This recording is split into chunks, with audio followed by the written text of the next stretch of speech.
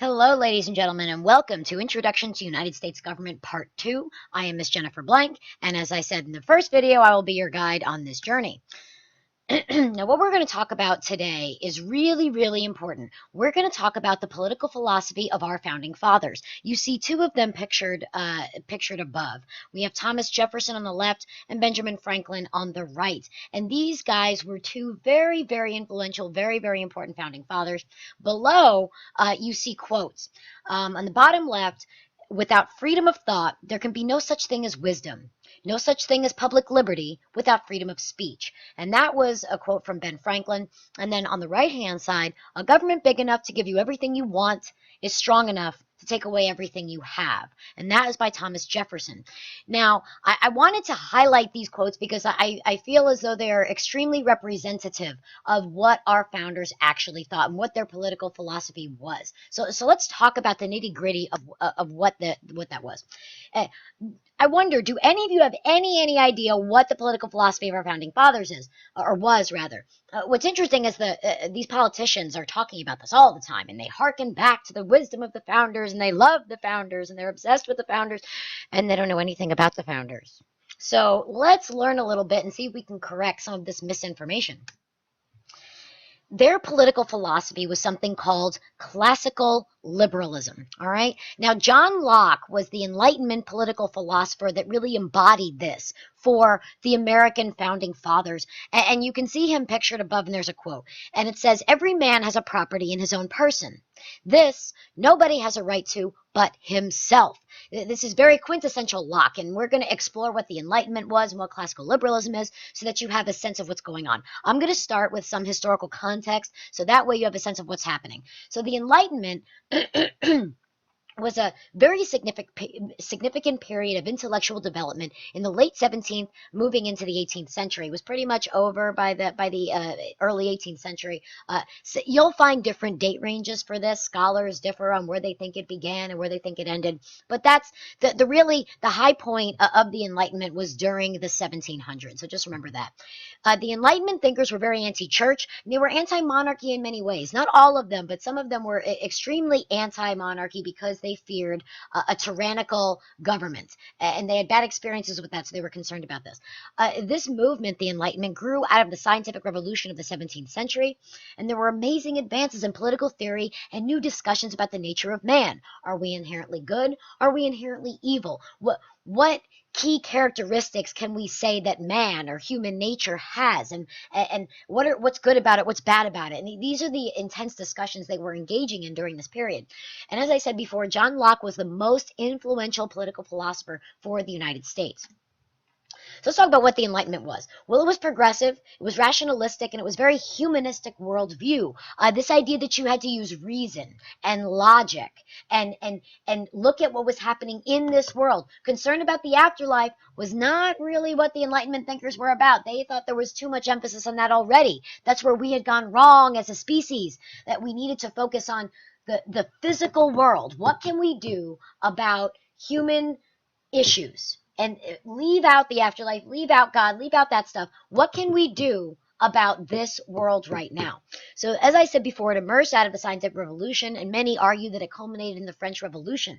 The spokesmen were the rising middle class, and Paris, France was the center of the Enlightenment.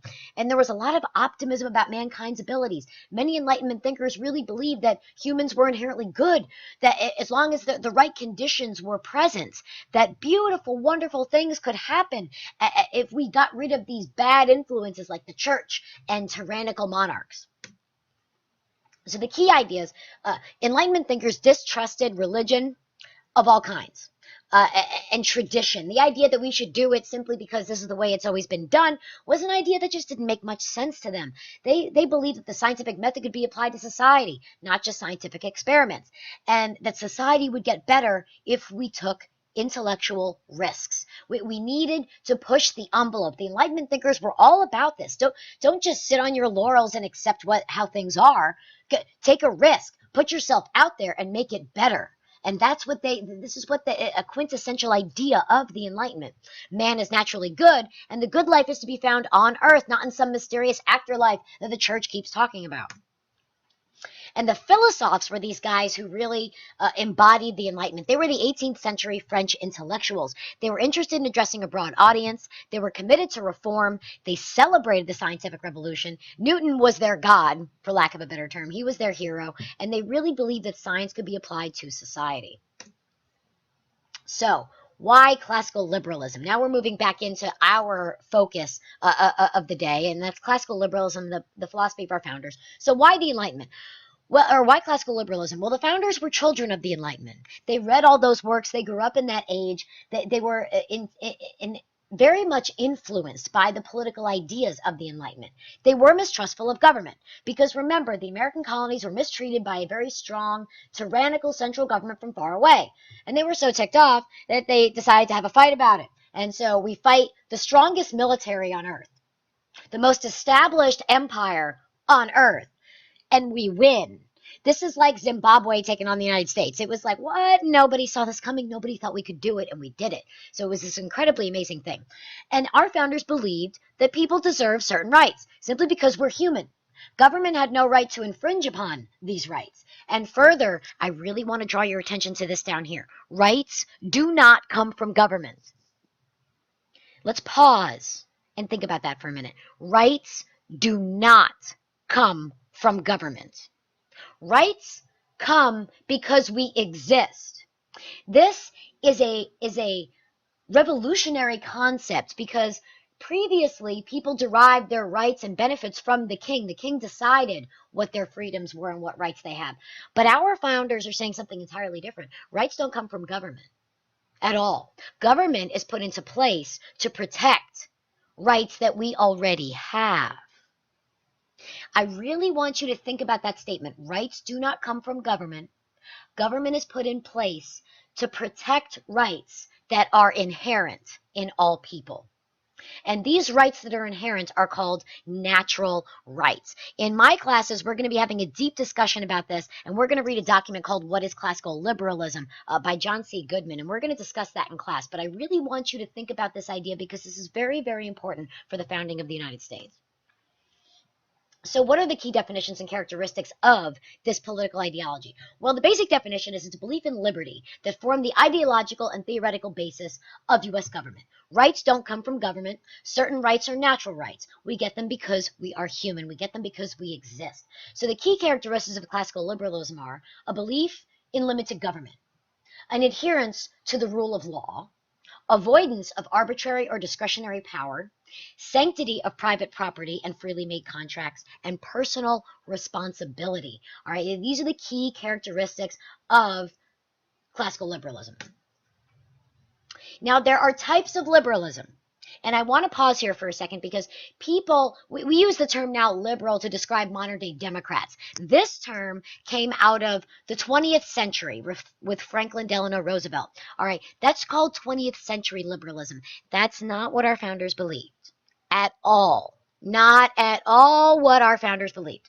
They believed in classical liberalism. All right, and government's job is to protect natural rights, which are life, liberty, property, pursuit of happiness, right? Nothing more, nothing less. Protect those rights, life, liberty, property.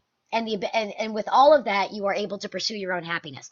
Nothing more, nothing less. Government's job is to protect those. That's it.